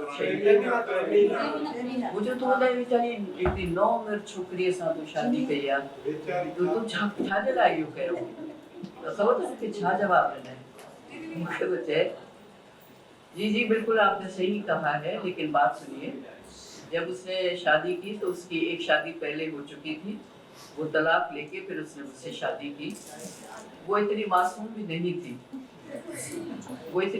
भी नहीं थी दूसरी बात मैं उसके मुतालिक कुछ नहीं कहूँगा वो चाहे मुझ पे किताब लिखे कुछ भी करे मैं उसके मुतालिक इसलिए कुछ नहीं कहूँगा क्योंकि वो मेरे बच्चों की माँ है That was his reply. त ॻाल्हि इहा आहे त तव्हां उन्हनि खां अहिड़ा ॾुखिया सुवाल बि पुछी सघो था ऐं हूंदा अक़लमंद त तव्हांखे उहो ई सुठो जवाब बि मिले थो पियो पर इहो सोचे त हिनखे बेइज़तो करिणो आहे हिनखे कॉर्नर करिणो आहे न ईअं न आहे तव्हांखे पंहिंजो पाण खां पुठियां रखी हुननि जी शख़्सियत खे ॿाहिरि करिणो आहे तव्हांखे पाण खे कोन ॿुधाइणो आहे त असां मां हेॾी होशियारु आहियां तव्हांखे हुननि खे मौक़ो ॾियणो आहे त ही जेके माण्हू आहिनि इन्हनि खे तव्हां नाज़िया सवाल मैडम सां मुंहिंजो खोड़ कचहरियूं आहिनि इलाही सिटिंग्स थियूं आहिनि मैडम खां इलाही सिखण लाइ मिलियो शुरू खां शी इज़ माय मेंटोर मां चवंदी मुंहिंजी कचहरी थींदी रहे मां मे बी ॿियनि जा इम्पोर्टेंट मां सवाल कोई ॻाल्हि नाहे वो सवाल मुझे ध्यान में मांजे ज़हन में असां हमेशा आपा सॼो करण सां आपा तव्हां ट्रेनिंग वठी आयो रेडियो खां ऐं रेडियो में हिकिड़ी सख़्तु ट्रेनिंग हुई टेलीविजन में वियो त रिहर्सल्स हुयूं प्रोड्यूसर्स हुया सभु हुया तव्हांजो दौरु ॾाढो शानदार रहियो सॉरी तव्हांजो दौरु ॾाढो शानदार रहियो सिखण वटां ऐं तव्हां सिखियो ऐं सिखण वारा उस्ताद बि ॾाढा सुठा विचो दौरु आयो जंहिंमें असां जहिड़ा जीअं असांखे डॉक्टर महमूद मुगल साहिबु चयो त हिकिड़ा मशरूम्स आया जंहिंमें फलणा हुया आई एक्सेप्टेड बाक़ी असां मशरूम्स वांगुरु आयासीं कुझु थोरो घणो कयोसीं कुझु सिखियोसीं कुझु तव्हांखे ॾिसी करे ॿियनि खे पोइ जेका बि असां करण जी कोशिशि कई हाणे सोशल मीडिया ते हर कंहिं वटि जर्नलिज़म आहे होस्टिंग आहे कंटेंट आहे उनजी हिकिड़ी भरमार आहे ऐं उनजा व्यूज़ बि ॾाढा शानदार आहिनि तमामु घणा व्यूज़ आहिनि क्वालिटी ठुक न आहे पर व्यूज़ घणा आहिनि ऐं मार व्यूज़ जी आहे हाणे जी मीडिया खे सोशल मीडिया खे ऐं हिकु मुनज़िम मीडिया खे तव्हां कीअं ठाहे सघो? हाणे हिकिड़ी त सोशल मीडिया आहे न, उन सोशल मीडिया जी जेका भरमार आहे उहा अकासी थी करे तव्हां अॼु छा आहियो, तव्हांजो माशरो छा आहे, जेके माण्हू ॻाल्हाइनि था उन्हनि जो मयार छा आहे, उहो त हिकिड़े माण्हूअ खे नथो रिप्रेज़ेंट करे, उहो तव्हांजे माशरे खे थो रिप्रेज़ेंट करे। ऐं जेकॾहिं तव्हां मूंखां पुछो त मायूसी थी थिए। इन्हीअ करे त जंहिंजे लाइ असां चवंदा आहियूं ओहो असां सिंधी मोहन जे दड़े जी तहज़ीब याफ़्ता, उहा त सिंधी मोहन जे दड़े जा तहज़ीब याफ़्ता रोज़ाना 3 माण्हुनि खे मारिनि था। बेगैरत एतिरा आहिनि जो गैरत जे नाले में औरतुनि खे मारनि, बेगैरत इहो मुंहिंजो जेको इंस्टांस आहे उहो अॼु कोन्हे, पने आकिल में मां वई हुअसि, उते उन ज़माने में कारोकारी हे उहो सभु बहस पियो थिए ऐं लाड़काणे में हिकिड़ो सॼो प्रोग्राम थियो हो, जागीरदार अचे वेठा हुया, उन्हनि जे साम्हूं मां इहे मूंखे अखर चया, मुंहिंजो तव्हां खां वधीक को बेगैरत नथो थी सघे माण्हू जेको पंहिंजी औरत जे लाइ इहो चवे त हीअ फलाणे सां ख़राबु हुई। शरीफ़ माण्हू जेको आहे उनजी पग लहंदी टोपी लहंदी त हेॾे होॾे ॾिसी उहा खणी पंहिंजे मथे ते रखंदो त कंहिं ॾिठो त न। ऐं मुंहिंजो तव्हां एॾा बेगैरत आहियो जो माण्हुनि सॼी दुनिया खे था चओ त मुंहिंजी धीअ फलाणे सां कारी आहे, मुंहिंजी भाॼाई फलाणे सां भॼी वई, मुंहिंजी माउ हीअं कयो, इहा कहिड़ी ग़ैरत आहे। हाणे उनजा 2 आस्पेक्ट्स थी विया आहिनि। मुंहिंजो हाणे त तव्हां ज़ोरीअ पंहिंजे घर में कंहिं माईअ खे मारे उनजो इल्ज़ाम था लॻायो कंहिं वॾे ज़मींदार जे मथां, इहो चई त इनखे जॾहिं चवंदासीं जिरगो वेहंदो त इन्हनि खां 50 एकड़ ज़मीन मिली वेंदी, पैसा मिली वेंदा, इहो तव्हां कारोबार ठाहियो आहे। असां वटि सिंध में इहो कल्चर कॾहिं रहियो ई कोन्हे, न रहियो आहे। इहो सरहद खां सरहद को आयो आहे, बलोचनि में इहो रहियो आहे। ॾिसो था त छा हशर थो थिए उते, मायुनि खे कब्रुनि में जीअरो पूरनि असांजी रिवायत आहे। सेनेट में वेही था चवनि इहा असांजी रिवायत आहे, हुन माईअ खे मायो थो, इहा हिननि जी रिवायत आहे। तव्हांजी रिवायत हूंदी, सिंध जी रिवायत कोन्हे, इहा कॾहिं बि न आहे। हाणे उनखे जेकॾहिं तव्हां अडॉप्ट था कयो, तव्हां वटि सॼे दुनिया मां क़ौमूं अचे रहनि थियूं पयूं, कोई बलूचिस्तान मां आया, कोई दुरानी उलम आया, पठान हुया, सिंधी थी विया। असां वटि अचे क़ौमूं बिल्कुलु उन सां गॾु हमआहंगी थी वई, सिंधियुनि जी ॿोली उन्हनि ॻाल्हाई, उहे असांजा रस्म रवाज उन्हनि अडॉप्ट कया आहिनि, सभु कुझु कयो आहे। पर हाणे जेको कुझु थिए पियो उहो 2 शयूं आहिनि, हिकिड़ो पैसो ऐं हिकिड़ी हलकड़ाइप ऐं उॿाराइप। मायूं बि अफ़ालनि मां निकिरी वियूं आहिनि त मर्द बि अफ़ालनि मां निकितल आहिनि। इहो सोचणु त औरत हमेशह मज़लूम आहे, ईअं कोन्हे, ॾाढी चालाक आहिनि मायूं। तव्हां उन्हनि जे शयुनि खे नथा सम्झी सघो। औरत जे आवाज़ ते हिरखी फलाणो ॿेले में पहुची वियो, पोइ बधिजी वियो, छो था हिरखो तव्हां? माईअ जे आवाज़ ते तव्हां हिरखो छो था? माईअ तव्हांखे सॾु कयो, तव्हां टुकंदा ॾींदव। मायूं वरी अहिड़ियूं चढ़ियूं हुन जूं हवेलियुनि में वेठियूं आहिनि, उहे बि फ़ोनुनि ते लॻियूं पयूं आहिनि। छोरो थो चए त निकुर घरऊं त उहा निकिरी थी पवे पई।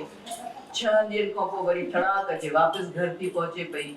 घर वारा था चवनि तूं क़बूल कोन्हे, पोइ हिनखे चवण जो मतिलबु इहो आहे त तव्हांजे सॼे समाज में हिकिड़ी अफ़रा तफ़री अची वई आहे। उनजो वॾे में वॾो सबबु तव्हांजे पंहिंजे घर जो माहौल, ॿारनि ते नज़रदारी कोन्हे। माइरूं पंहिंजे फैशननि में पूरियूं आहिनि, ॿार खे ॾिनऊं हथ में इहो मोबाइल त इहो चुप हुजे, तूं ॾिस ॾिस ॾिस पाण लॻी पियो था, चांहि था पियो, असां हे था कयूं उहो था कयूं। ॿारु छा थो ॾिसे पियो, हुन ते तवजो कोन्हे माउ जी, हुनखे ॿुधाए कोन थी त तोखे छा करिणो आहे। इहे जेका अदम तवजुही आहे माउ पीउ जी ॿारनि ते ऐं टाइम नथा ॾियनि, इहो वॾे में वॾो सबबु आहे त इहा अफ़रा तफ़री। ॿी जेका शइ सोशल मीडिया ते सेल्फ प्रोजेक्शन, मां ॾिठो वञा, मां ॾिठी वञा, मूंखे ॾिसो, मां मशहूरु थियां, मूंखे सभु मशहूरी ॾिठो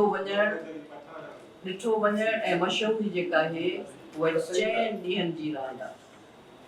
4 ॾींहंनि जी रांदि आहे। यकीन रखो तव्हां ॻाल्हाए वठो बाबा। अल्लाह महिरबानी करे जेकॾहिं सेशन ख़तम थिए पोइ मां ॻाल्हाईंदो।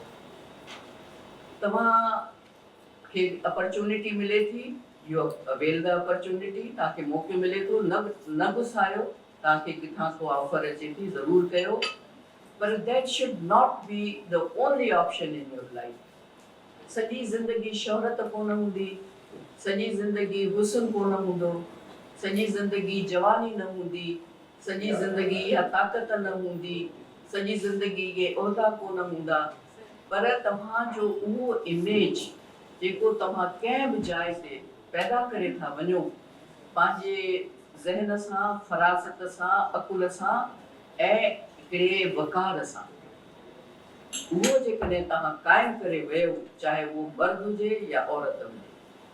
औरत जे लाइ मां इन करे वधीक इंसिस्ट कंदसि त हर कंहिंजी नज़र तव्हां ते हूंदी, अरे फलाणे जी धीअ खे त ॾिस, छोरी छिती थी पई आहे, ठीकु, उनखे नथा चवनि हुनजे माउ पीउ ॾे हली थी वञे ॻाल्हि, हीअ छो छिती थी आहे, हिन पीउ त कोन हुयो अहिड़ो, हिनजी माउ त अहिड़ी कोन हुई। It is a reflection on your ख़ानदान, तव्हांजी फैमिली। हिकदमि औरत त हुनजे लाइ ईज़ी आहे न का बि शइ चवणु, कुझु न मिलंदुनि त कैरेक्टर असैसिनेशन थी वेंदी, इन करे थी तयारु थी अचे ऑफिस में त जीअं मर्द हुनखे ॾिसनि, भई छो न तयारु थी अचे, दैट्स माय राइट, मां सुठी लॻणु थी चाहियां, मां छो न तयारु थी अचां, अखियूं त केर बि न ॿूटींदो न, पर तव्हां गैर ज़रूरी तौर ते कंहिंखे अट्रैक्ट करणु चाहियो था, उन जा तरीक़ा ई ॿिया हूंदा, ही हा हू, इहे शयूं तव्हांजी ज़िंदगी में कमु न ईंदियूं। शोहरत टेम्पररी आहे, रहणी कोन्हे, जेसि ताईं तव्हां साम्हूं आहियो, तव्हां नज़र अचो था, तव्हां आहियो, जेसि ताईं तव्हांजी ज़रूरत आहे ऐं तव्हां में उहो आहे, उहा स्किल आहे ऐं इहो टैलेंट आहे, तव्हां त माण्हू ॻोल्हे लहंदा, मिथू न कयो कंहिं त असांखे महिरबानी कर, ज़रूरतमंद आहियो, नौकिरी आहे, दैट्स समथिंग डिफरेंट, पर सिर्फ़ु इन लाइ त I should be seen, I should be there all the time. मां त 8 साल मूंखे मां टीवी ते कोन आई हुअसि न, जॾहिं मूंखे मां पाण चयो मां नथी अचां, for 8 years I did not appear, मूंखे हिकिड़े ॾींहुं बि ख़्यालु कोन आयो त मां भई छा थींदो, कुझु न थियो, because I was not depending on that, मूंखे ख़बर हुई त इहो टेम्पररी आहे। जॾहिं ख़तमु थियो 8 सालनि खां पोइ पंहिंजो ई हिन PTV जो फ़ोन आयो मूंखे, miss Rashi, we want you to conduct, ये हमारी इलेक्शन ट्रांसमिशन करेंगी, तो मुझे कैसे, मुझे जी कैसे, जैसे आपका दिल चाहे। That was my success. That was my success. तो मुझो जेको पॉइंट ऑफ व्यू हुयो उहो सही हुयो। अॼु हुननि मुंहिंजे साम्हूं सर्विस कयो आहे, मां हुन जे साम्हूं कोन चुकी आहियां। सो इहो जेके कन्विक्शन्स थियनि था ऐं तव्हांजी राय थिए थी, उहा राय मैटर थी करे। अॼु बि दुनिया में काॾे हली वञा, अरे यार वही है ना जिसने कहा था ज़्यादा को मैं दुपट्टा नहीं ओढ़ूंगी, जी मैं वही, we are so proud of you. हाणे ओॾी महिल त मां हिकिड़े सेकंड जो फ़ैसिलो हुयो न, मूंखे हुन जा रिपरकशन्स बि ख़बर कोन हुया त मूंसां छा थींदो। यूनिवर्सिटी में पढ़ाया पई कढी छॾींदा, टीवी जी मूंखे ग़लती कोन हुई, मां पाण छॾियो, त मूंखे त न ख़बर हुई त मूंसां छा थियणो आहे, but I took the decision. मुंहिंजे माउ पीउ मूंखे कोन चयो त तूं छा कयो, मूंखे उन ज़माने में 40,000 मिलंदा हुया, मां कहिड़े लम्हे जे लाइ कोन सोचियो त मूंखे इहा पैसा कोन था मिलनि। लेक्चरर हुयसि, अलाए 5,000 पघार हूंदी, अलाए केतिरी हूंदी, हितां त मूंखे हेॾा पैसा पिया मिलनि। चवण जो मतिलबु इहो आहे त तव्हांजे साम्हूं पंहिंजी ज़िंदगी ऐं हिकिड़ो वक़ार हुअणु खपे। चाहे छोकिरनि जे लाइ त अञा ज़रूरी थो थिए, नौकरियूं करणियूं, सभु कुझु करिणो आहे, अहिड़ी नमूने छोकिरियूं पालनि थियूं पंहिंजे घरनि में, इहे दैट इज़ ऑल्सो रिक्वायरमेंट। ऐं मीडिया ते अचणु कुझु बि ख़राबु कोन्हे, पर उन में तव्हां पंहिंजो टैलेंट उनखे वधाईंदा रहो, सिखंदा रहो, उन में तव्हां यू ट्राई टू नो, ऐं अदब में, इल्म में, ॿोली जेका बिगाड़जी आहे तौबा कयो। ख़बरूं पढ़जनि थियूं त तव्हां, मां त पढ़ी थोरी देरि खां पोइ मूंखे परेशानी थींदी आहे। जेको न्यूज़कास्टर ॻोठनि जा नाला सही न पढ़ी सघे, सिंधी ज़ातियूं जेके पढ़ी न सघे, उन खां पोइ अंग्रेज़ी शहरनि मुल्कनि जा नाला उन्हनि खे न ईंदा वञनि, उन खां पोइ उहो ख़बरूं पढ़ण जी उनखे इजाज़त हुजे, त उनजो ज़िम्मेवार उते जो जेको डायरेक्टर आहे न्यूज़ डायरेक्टर आहे या जेके गूंगा ॿोड़ा उन्हनि जा मालिक आहिनि जिनखे इहा ख़बर ई नथी पए त खानो ख़राब थो वेठो करे। सो मूंखे इहा हैरत थी थिए त ख़बरूं पढ़ण वारा जेके आहिनि उहे छो नथा कोशिशि कनि त उहे सही उचार पंहिंजे ॻोठनि जा ॿाराड़ियुनि जा माण्हुनि जे ज़ातियुनि जा दुनिया जे मुल्कनि जा तव्हां ॼट लॻंदा आहियो। यकीन रखो जेके न्यूज़ कास्टर्स आहिनि उन्हनि खे ॿुधण सां ख़बर पवंदी आहे इहे ॼट आहिनि पहिरें नंबर जा जंहिंखे अंग्रेज़ीअ जा उचार सही नथा अचनि, जिनखे माण्हुनि जा नाला जेके सिंधी आहिनि उन्हनि जा उहे नाला नथा साट। We are not impressed with you at all, on the contrary हिकिड़ी परेशानी थींदी आहे। परे कर बंदि कर केरु ॿुधे बकवास मुंहिंजे ज़हन में ईंदो आहे। I don't want two here this. तव्हांजा एंकर्स पढ़ियल गढ़ियल माण्हू था थियनि, सुठा सवाल कनि था, उन्हनि जे साम्हूं जेको बि हुजे पॉलिटिकल डिस्कशन उहा उन्हनि जो ओपिनियन थो थिए, पर मेन तव्हांजा अनाउंसर्स आहिनि, तव्हांजा न्यूज़ कास्टर्स आहिनि, तव्हांजा इंटरव्यू वठण वारा आहिनि, उहे सॼे हुनखे रिप्रेज़ेंट था कनि था चैनल्स खे। तव्हां सूबे खे रिप्रेज़ेंट था कयो पिया। मां सिंधी प्रोग्राम्स कंदी हुयसि न, पोइ मां उहो वेठो हली वियसि। हुननि कुझु त ॾिठो हूंदो न मां बि त भई हिन में इहो टैलेंट आहे, ॿोली सही थी ॻाल्हाए, हिन जी प्रेज़ेंटेशन ई आहे। अञा ताईं बि माण्हू फरोज़ा यात्रा कनि, अपनी बात अकेली वेठी हूंदी हुयसि न, छो एतिरो पॉपुलर प्रोग्राम हुयो। मां को हुते निकाना त कोन पई ॻाया। I was only person just reading the ख़त पई पढ़ा ऐं खिली खिली हुननि खे जवाब ॾींदी हुयसि। त उन ते जेको ॾिठो वियो मूंखे ऐं उन खां पोइ वधीक उनखे परेशानी थी त इहा हूंदो जनरल मुजीब, उन चयो त ये कौन है लड़की, बैठती है सर पे दुपट्टा नहीं ओढ़ती, हर वक्त हंसती रहती है, ये क्या बात हुई। त मैं हंसो बि न, तव्हां छो थी हंसे पई, त मां छा उहो ई ख़त कोन पढ़ंदसि न। तव्हांखे इंगेज रखिणो आहे माण्हुनि खे इन योर कन्वर्सेशन। अकेली मूंसां ॿियो कोई कोन हुयो। I was engaging the audience, the viewers. त उहो छो बि मुंहिंजो प्रोग्राम ॾिसनि। जेकॾहिं मां उन्हनि जे ख़तनि खे अहिड़े नमूने सां नथी पढ़ी सघां ऐं जवाबु नथी ॾियां त उहे छो ॿुधंदा। So you should have this skill to keep your viewers engaged. उहे जेकॾहिं तव्हां में आहे ऐं यकीन रखो उहो तव्हांजी शिकिल सूरत जे करे कोन्हे, इहो तव्हांजी प्रेज़ेंटेशन। अच्छा, आखिरी सवाल अयूब से पुछंदो हुआ संध्या हेलो अयूब से अस्सलाम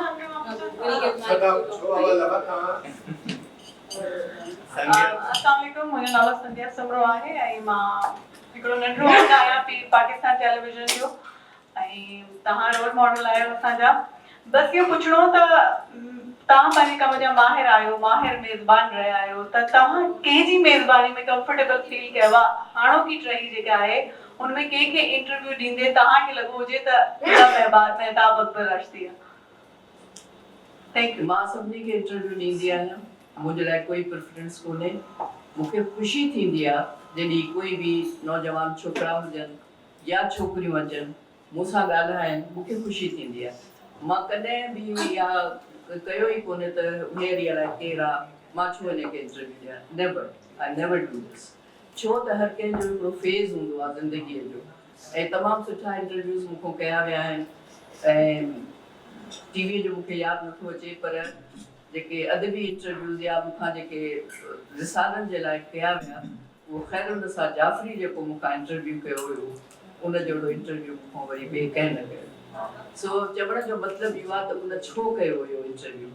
उहा ई ॻाल्हि थी थिए त तव्हां जेसि ताईं उन शख़्सियत खे पूरो नथा सम्झो, उनजे मुतलिक़ तव्हांखे मालूमात कोन्हे, तव्हां उनजी शख़्सियत जे कहिड़े हिसे ते ॻाल्हाइण था चाहियो, उन में उनजी पंहिंजी बि क्रिएटिविटी एंड ऑब्ज़र्वेशन्स थी थियनि पियूं। सो इन करे मां कॾहिं बि इहो न कंहिंखे मना कई आहे त तोखे इंटरव्यू न ॾींदसि। मां छो न ॾियां, उहे कोशिशि था कनि न, मूंसां ॻाल्हाइण था चाहिनि, पोइ उन में उन्हनि जो स्किल जेको आहे उहो नुमायां थींदो जेकॾहिं उहे सुठा इंटरव्यूज़ आहिनि, पर मां उनखे मना न कंदसि। अच्छा, आप हिकिड़ो त ॿी अदा में छा आहे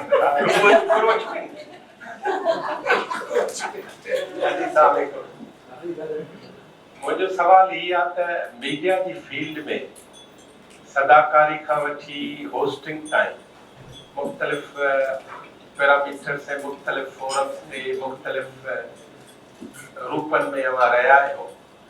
अवां 1 2 3 4 5 माण्हू ॿुधाए सघो था जेके तव्हांजे असर में लॻभॻि तव्हां जहिड़ा थिया हुजनि।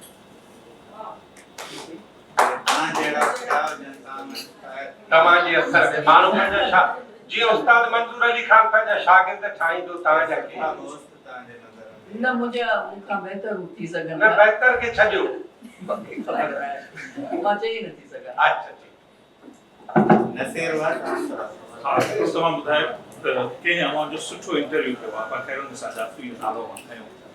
मूंखे सवाल इहो पुछणो त अव्हां एतिरा इंटरव्यू कया को यादगार इंटरव्यू ऐं उहो यादगार छो हो एतिरा इंटरव्यू कया उन में कंहिं हिकिड़े जो हवालो हिकिड़ा न इलाही सारा आहिनि मां एतिरा कोट कया मां तव्हांखे ॿुधायां थी न मसलन मां माई भागी तव्हां सोचे नथा सघो त जॾहिं मां माई भाॻीअ सां इंटरव्यू पई कयां कहिड़े लम्हे जे लाइ हूअ कोई मुतासिर कोन रही त मूंखां छा पई पुछे ऐं छा नथी पुछे एॾो मज़े सां हुन जवाब पे ॾिना ऐं एॾी खुले दिलि सां उहे जॾहिं पहिरियों इंटरव्यू मां आपदा परवीन जो PTV ते कयो त मां चए फाथसि त उहो मुंहिंजे हर सवाल जे जवाब में चवंदी जी न मां हेॾो सारो सवाल कयां जवाब अचे न बसि पोइ मां मथे ॾिठो वेठी मां न को छा ॻाल्हायां उहा बि आपदा परवीन हुई जेका अॼु तव्हांखे हर प्रोग्राम कॉन्सर्ट में सूफीज़म ते लेक्चर थी ॾे उहा आपदा परवीन जॾहिं मां पई इंटरव्यू कया मुंहिंजे हेड़े सारे सवाल जे जवाब में जी न बसि इहो न जी न हा हा हा इहो मां कयो त मूंखे सुल्ताना चयो त घर में आयसि पोइ चयो हा हा पर कीअं कीअं करे हेॾो होॾो करे बहरहाल उहो इंटरव्यू कया पर उनजे मुक़ाबले में वरी माई भाॻीअ जो जेको इंटरव्यू हुयो ॿिया त हाणे ख़ैर इंटेलेक्चुअल माण्हू पढ़ियल लिखियल माण्हू उहे जेके पर तव्हां उहा औरत जेका इन सभिनी शयुनि खां नावाक़ुफ़ हुजे अणवाक़ुफ़ हुजे उन खां तव्हां ॻाल्हायो मज़े जूं ॻाल्हियूं ऐं ॿियो हे जेको हुयो पंहिंजो ॻाईंदो हुयो कहिड़ो उहो वीचारो मुंहिंजे साम्हूं ॻाल्हाए न सघे उन खां मूंखे ख़बर पई जेका रिसर्च हुई त हे धाड़ा बि हणंदो चोरियूं कंदो उन खां पुछियमि त तूं धाड़ा बि हणंदे चोरियूं कंदे त इहे के त चए थो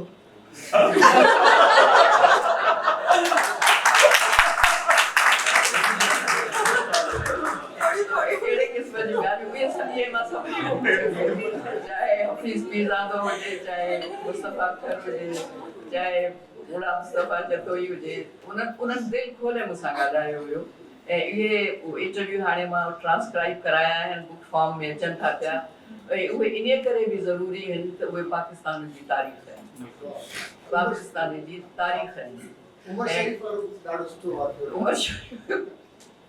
उमर शरीफ फरोज़ा में मां मिलाइन थी वियसि जो फलाणो थो अचे तीरो थो अचे मटीरो थो अचे त मां हुन खां सवाल पुछो आप जो न हुनो आयो हो या stage in the place no he was known but that was not एतिरो मशहूर न तो मां फिर उनको पूछा मुझे वही बात ये है कि डायरेक्टर आप हैं राइटर आप हैं प्रोड्यूसर आप हैं गाने खुद गाते हो एक्टिंग भी करते हो ये सब कुछ आखिर आप चीज़ क्या है तो ये करे मुझे ॾिठा है तो मैं तो नाचीज हूँ चीज तो आप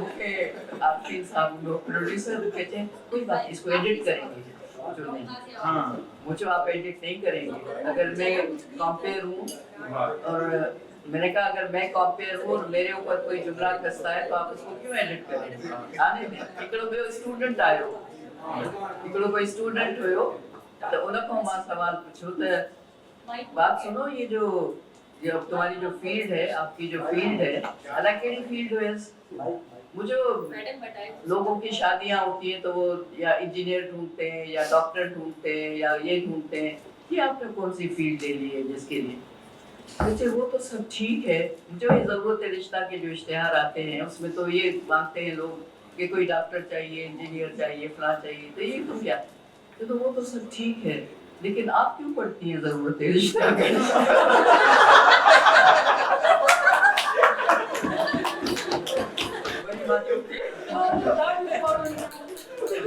वो प्रोड्यूसर चले तो नेगेटिव क्यों करना ना चलने दो भाई, अगर उसने उसमें इतनी जहालत है तो वो है वो मुझ पर कसरा तो कसने दो, तो तहां जी दिल बनी हुअण खपे, तहां पांडे लाइ बि बर्दाश्त कयो जेको तहां ते कोई करे थो।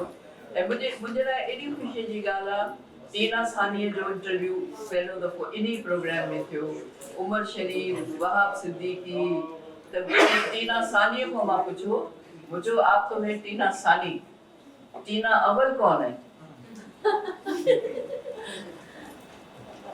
पता नहीं, तो सानी क्या है, सानी क्या है? मुझे पूछे, वो तो सानी मीन्स दूसरी, पहली कौन सी है? ये तो मुझे पता ही नहीं था। तो मतलब अहिड़े क़िस्म जा जुमलेबाज़ी जेका थींदी हुई, ऐं फ्रैंकली जॾहिं तव्हां ॻाल्हायो त उन में छा थो थिए त उहो जेको माण्हू आहे उहो निकिरी थो अचे ॿाहिरि, उनजी पर्सनैलिटी, उनजी गुफ़्तगू, उनखे तव्हां थोरो आराम कयो, कंफर्टेबल रखो, पीपल टॉक। सवाल लास्ट क्वेश्चन। मां सबीना शहबाज, हिकिड़ो सवाल आहे तव्हां सां, इहो आहे त अपार्ट फ्रॉम कंपेयरिंग ऐं होस्टिंग, असांजा जेके सिंधी आर्टिस्ट आहिनि जॾहिं उहे उर्दू मीडिया ते था अचनि त उन्हनि खे हिकिड़ी हाइप थी मिली वञे, ऐं उहे साॻा ई जेके आहिनि असांजे सिंधी, नो डाउट की असांजो जेको आहे सो व्यूअरशिप असांजी उर्दू वधीक आहे, पर तंहिं हूंदे बि एतिरी हाइप उन्हनि खे एॾो मथे चढ़णु पूरो ॾींहुं उन्हनि खे को एड बि मिली थी वञे, ऐं दुबई में प्रोग्राम्स बि करण था लॻनि, ऐं उन्हनि जो अर्शद थिए थी पई, इहो छो? इहा तव्हांजे ख़्याल में इहा छा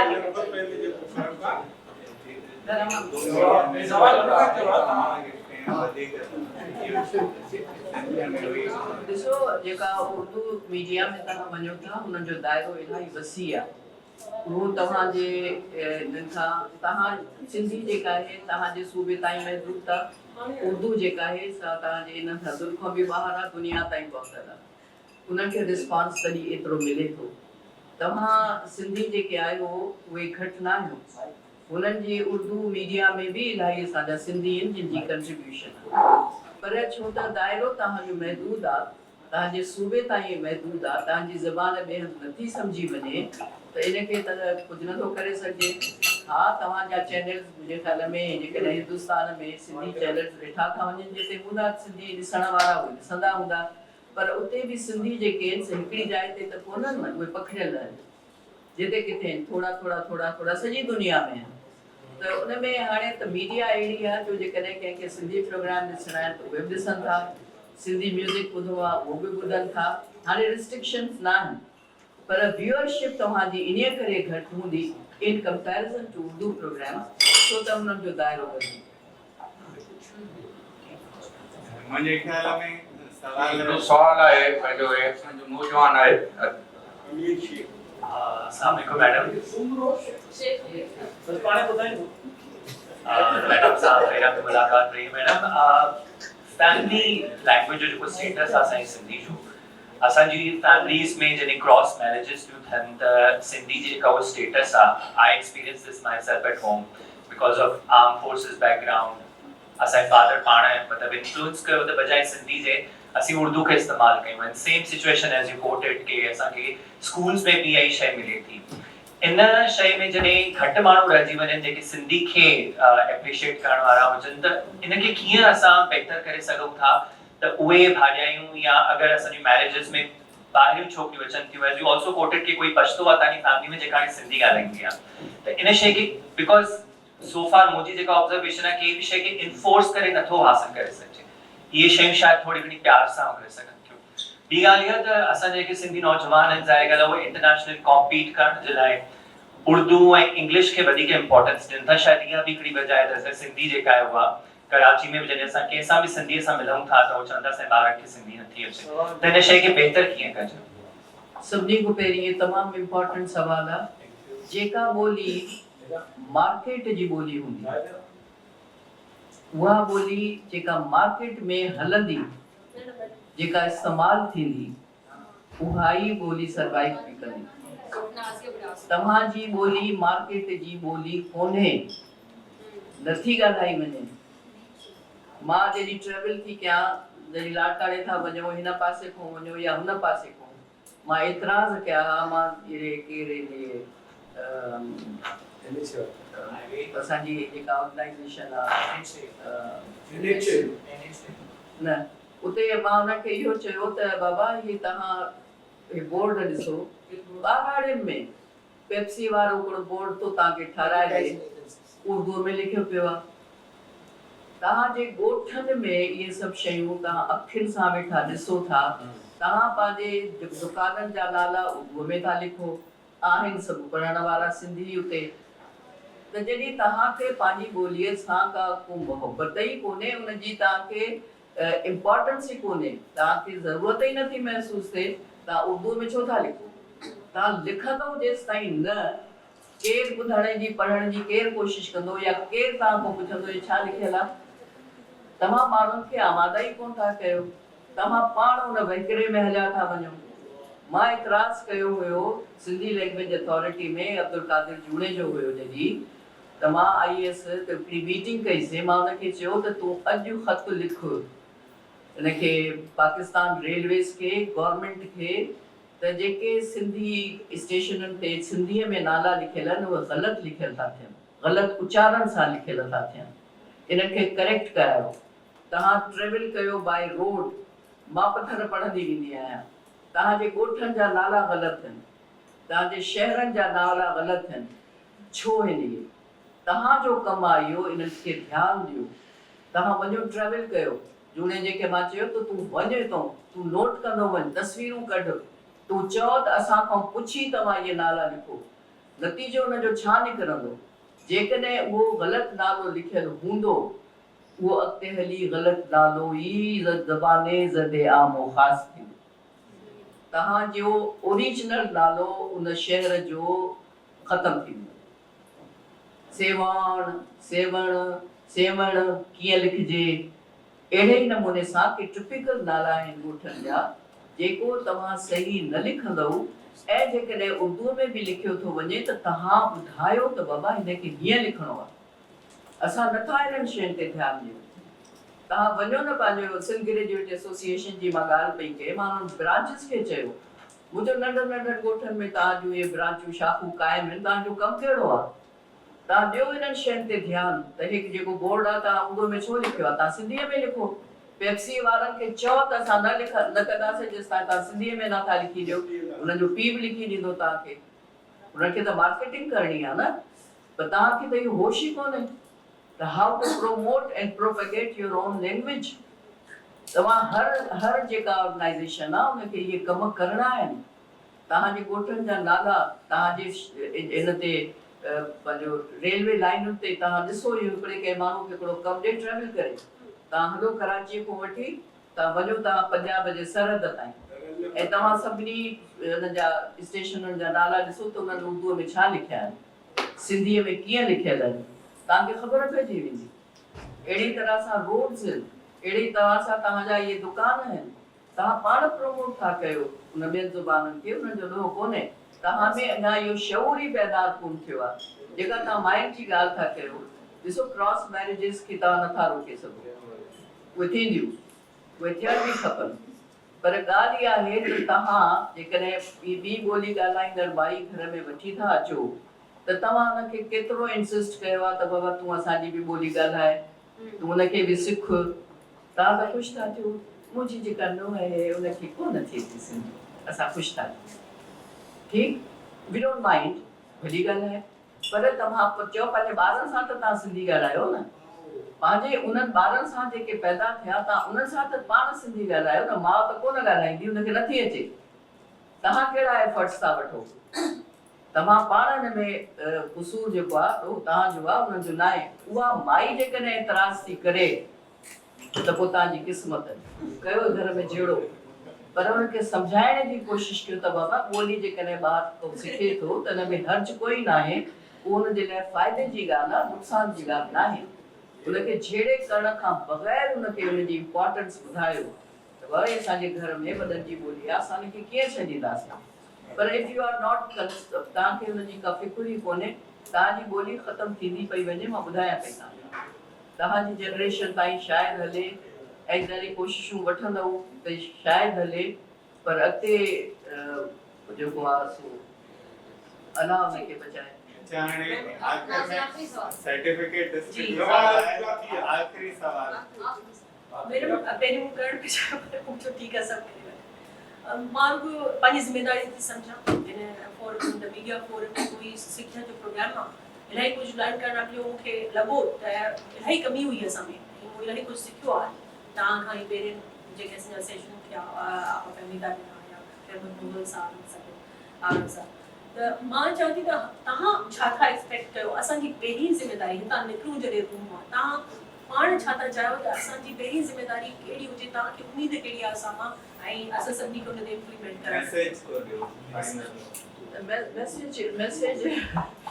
मैसेज कुझु कोन्हे तव्हां जेका बि बहितरी करणी आहे तव्हां पाण खां कयो तव्हां ॿियनि ते आङुरियूं न खणो इहे छा थो करे इहे छा थी करे केरु वरी ॾिसो इहे छा करे आई आहे न तव्हां पहिरीं पाण खे ॾिसो त मूं में कहिड़ी कोताही आहे मूंखे छा करणु खपे जॾहिं तव्हां सम्झो त I have done my work ऐं उन खां पोइ कंहिंखे तव्हां गाइड करे सघो था त तव्हां कयो पर इहा जेका वॾे में वॾी ॻाल्हि आहे त टेलीविज़न ते सिधी सही नथी ॻाल्हाई वञे इहा हक़ीक़त आहे ऐं उन में वॾे खां वॾा ज़िम्मेदार उहे उन ते टेलीविज़न जा चैनल्स आहिनि मालिक आहिनि या उहे जेके माण्हू था रखनि उन्हनि खे हिकिड़ो माण्हू रखणु खपे उते जेको ॿोलीअ खे मॉनिटर करे ख़बरुनि वारनि खे मॉनिटर करे जेके इंटरव्यूज़ वग़ैरह थियनि था उन्हनि खे मॉनिटर करे के हीअंर ॻाल्हाईंदे सिंधी जुमिलो ॻाल्हाईंदे ॿ अखर तव्हां उर्दूअ जा ज़रूरु ॻाल्हाईंदो